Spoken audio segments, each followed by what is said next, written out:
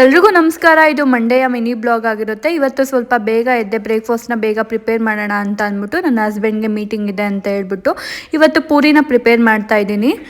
ಈ ಪೂರಿನ ಸೋಡಾ ಬಳಸ್ದೆ ಹೇಗೆ ಸಾಫ್ಟಾಗಿ ಮಾಡ್ಬೋದು ಅಂತ ನಾನು ಹೇಳ್ತೀನಿ. ಫಸ್ಟ್ 1 ಕಪ್ ಗೋಧಿ ಹಿಟ್ಟಿಗೆ ಸ್ವಲ್ಪ ಉಪ್ಪು, 3 ಟೀ ಸ್ಪೂನ್ ಅಷ್ಟು ಚಿರೋಟಿ ರವೆ, ನೀರು ಹಾಕಿ ಚಪಾತಿ ಅದಕ್ಕೆ ಕಲಿಸ್ಕೋಬೇಕು. ಆಮೇಲೆ ಎಣ್ಣೆಯಲ್ಲಿ ಸ್ವಲ್ಪ ಮಿದ್ದು ಒಂದು ಅರ್ಧ ಗಂಟೆ ನೆನೆ ಹಾಕಬೇಕು. ಆಮೇಲೆ ಕಾದಿರೋ ಅಂಥ ಎಣ್ಣೆಗೆ ಪೂರಿನ ಹಾಕಿದ್ರೆ ತುಂಬ ಸಾಫ್ಟಾಗಿ ಉಬ್ಬಿ ಬರುತ್ತೆ.